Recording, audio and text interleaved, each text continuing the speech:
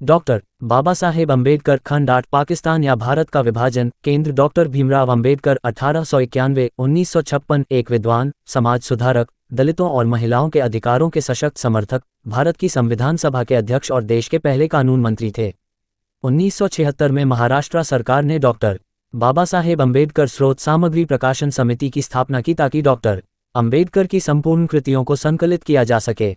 इस समिति में राज्य के तत्कालीन शिक्षा मंत्री और जाने माने विद्वान और लेखक शामिल थे। 1978 में जब वसंत मून दलित कार्यकर्ता, लेखक और विशेष कार्य अधिकारी समिति में शामिल हुए तो समिति ने डॉक्टर अम्बेडकर की अप्रकाशित रचनाओं को भी खरीदने और प्रकाशित करने का फैसला किया। राज्य के शिक्षा विभाग ने 1979 में डॉक्टर बाबा साहेब अम्बेडकर लेखन और भाषण शीर्षक से 22 खंडों की एक श्रृंखला प्रकाशित करना शुरू किया और 1990 में इसका 8वां खंड प्रकाशित किया। जनवरी 2014 में सामाजिक न्याय और अधिकारिता मंत्रालय के तहत एक स्वायत्त निकाय डॉक्टर अम्बेडकर फाउंडेशन द्वारा इस श्रृंखला का पुनर्मुद्रण किया गया। 8वें खंड में उनकी पुस्तक पाकिस्तान या भारत का विभाजन के तीसरे संस्करण का पुनर्मुद्रण शामिल है, जिसे 1946 में थेकर एंड कंपनी, बॉम्बे द्वारा प्रकाशित किया गया था। मार्च 1940 में अखिल भारतीय मुस्लिम लीग ने अंग्रेजों के शासन समाप्त होने के बाद भारत के मुख्यतः मुस्लिम क्षेत्रों से स्वतंत्र राज्यों के निर्माण के लिए लाहौर प्रस्ताव पारित किया।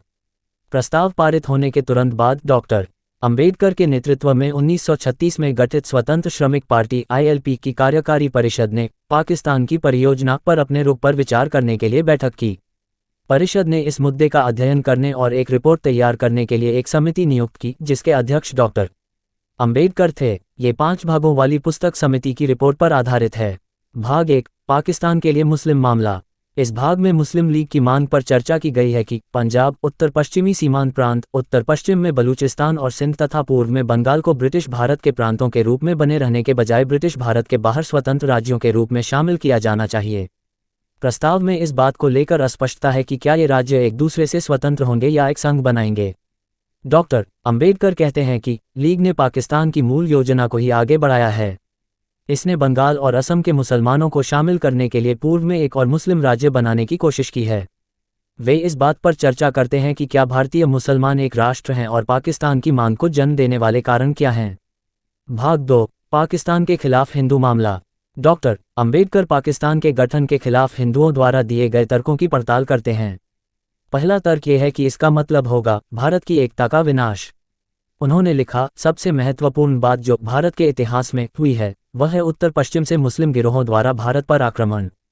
डॉक्टर अम्बेडकर की राय में इन आक्रमणों ने उत्तरी क्षेत्रों की संस्कृति और चरित्र को गहराई से बदल दिया है, जिसे अब पाकिस्तान में शामिल करने का प्रस्ताव है। न केवल उन क्षेत्रों और शेष भारत के बीच कोई एकता नहीं है, बल्कि दोनों के बीच वास्तविक दुश्मनी है। दूसरा तर्क यह है कि विभाजन से भारत की सुरक्षा कमजोर हो जाएगी। डॉक्टर अम्बेडकर का मानना है कि क्षेत्रफल, जनसंख्या और राजस्व के मामले में भारत के संसाधन पाकिस्तान से कहीं ज्यादा हैं। उनका कहना है कि अगर भारत राजनीतिक रूप से एकजुट रहता है और 2 राष्ट्र मानसिकता को बढ़ावा मिलता रहता है तो भारत की सुरक्षा के मामले में हिंदू खुद को मुश्किल में पाएंगे। डॉक्टर अम्बेडकर इस बात पर विचार करते हैं कि क्या पाकिस्तान बनाने से सांप्रदायिक प्रश्न हल हो जाएगा, जो विधानमंडलों में हिंदुओं और मुसलमानों के प्रतिनिधित्व और अलग अलग मुस्लिम प्रांतों के निर्माण से संबंधित है। वे कहते हैं कि हिंदुओं ने शुरू से ही इन मांगों को खारिज कर दिया है और सभी संसदीय चुनावों में संयुक्त निर्वाचक मंडल पर जोर दिया है। भाग 3, यदि पाकिस्तान नहीं तो क्या होगा। उन हिंदुओं पर टिप्पणी करते हुए जो मानते हैं कि सीमावर्ती राज्यों में रहने वाले लोगों, जो मुख्य रूप से मुस्लिम हैं, को हिंदू धर्म में परिवर्तित किया जाना चाहिए। डॉक्टर अम्बेडकर कहते हैं कि जाति व्यवस्था के अस्तित्व में आने के बाद से हिंदू धर्म धर्मांतरण अस्तित्व में आने के बाद से हिंदू धर्म धर्मांतरण करने वाला धर्म नहीं रहा है।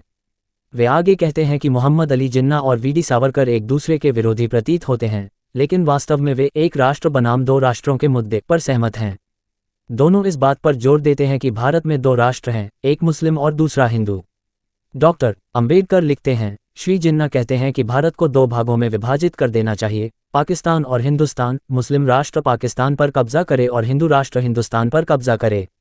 दूसरी ओर श्री सावरकर इस बात पर जोर देते हैं कि हालांकि भारत में 2 राष्ट्र हैं, लेकिन भारत को 2 भागों में विभाजित नहीं किया जाना चाहिए, एक मुसलमानों के लिए और दूसरा हिंदुओं के लिए। दोनों राष्ट्र एक देश में रहेंगे और एक ही संविधान के तहत रहेंगे। संविधान ऐसा होगा कि हिंदू राष्ट्र को वह प्रमुख स्थान प्राप्त होगा जो उसे मिलना चाहिए और मुस्लिम राष्ट्र को हिंदू राष्ट्र के साथ अधीनस्थ सहयोग की स्थिति में रहना होगा।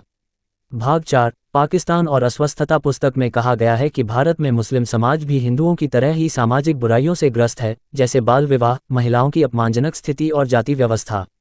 डॉक्टर अंबेडकर कहते हैं, लेकिन इससे भी ज्यादा दुखद बात यह है कि भारत के मुसलमानों के बीच सामाजिक सुधार का कोई संगठित आंदोलन नहीं है जो इन बुराइयों को मिटाने के लिए पर्याप्त हो। इसका कारण यह है कि सामाजिक वातावरण मुख्य रूप से हिंदू है और मुस्लिम समुदाय की ऊर्जाएं सीटों और पदों के लिए हिंदुओं के खिलाफ निरंतर संघर्ष को बनाए रखने के लिए निर्देशित की जाती हैं, जिसमें सामाजिक सुधार से संबंधित प्रश्नों के लिए कोई समय, कोई विचार और कोई स्थान नहीं होता है। और अगर कोई है भी, तो वह सांप्रदायिक तनाव के दबाव से उत्पन्न इच्छा से दब जाता है और किसी भी कीमत पर अपनी सामाजिक धार्मिक एकता बनाए रखते हुए हिंदुओं और हिंदू धर्म के खतरे के खिलाफ एकजुट होने की पेशकश करता है। पाकिस्तान के निर्माण से मुस्लिम अपने समुदायों में सामाजिक सुधार करने में सक्षम हो सकते हैं। भाग 5 निष्कर्ष। डॉक्टर अंबेडकर के अनुसार पाकिस्तान की मुख्य समस्या यह है कि कौन तय कर सकता है कि यह अस्तित्व में रहेगा या नहीं। वे कहते हैं, पाकिस्तान के आत्मनिर्णय का मुद्दा लोगों की इच्छा से तय होना चाहिए। इसे ध्यान में रखते हुए वे भारत सरकार प्रारंभिक प्रावधान अधिनियम प्रस्तुत करते हैं। डॉक्टर अंबेडकर कहते हैं कि मुस्लिम बहुल प्रांतों में मुस्लिम और गैर मुस्लिमों के लिए अलग अलग चुनाव कराए जाने चाहिए। अगर ज़्यादातर मुस्लिम इस विभाजन के पक्ष में हैं और ज़्यादातर गैर मुस्लिम इसके खिलाफ हैं, तो मुस्लिम बहुल जिलों को दूसरे जिलों से अलग करने के लिए कदम उठाए जाने चाहिए और जहां भी संभव हो प्रांतीय सीमाओं को फिर से बनाया जाना चाहिए। अगर मुसलमान इस तरह के परिसीमन से संतुष्ट नहीं हैं, तो उनके पास दो विकल्प हो सकते हैं: पाकिस्तान बनाने का फैसला करने से पहले 10 साल तक भारत के साथ एक साझा केंद्रीय सरकार के अधीन रहना, या 10 साल तक एक अलग सरकार के अधीन रहना और फिर तय करना कि वे भारतीय संघ में फिर से शामिल होना चाहते हैं या नहीं। डॉक्टर अंबेडकर के प्रस्तावित कानून में दोनों ही संभावनाएं हैं। वे लिखते हैं, पाकिस्तान और हिंदुस्तान के बीच जीवंत संपर्क बनाए रखना आवश्यक है ताकि किसी भी तरह का मनमुटाव न बढ़े और पुनर्मिलन की संभावनाएं खत्म न हों।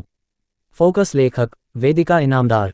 लेखक डॉक्टर बाबा साहेब अम्बेडकर। सूचना सिर्फ मान्यताओं और जानकारियों पर आधारित है। यहाँ ये बताना जरूरी है कि यह मेरा वीडियो किसी भी तरह की मान्यता, जानकारी की पुष्टि नहीं करता है।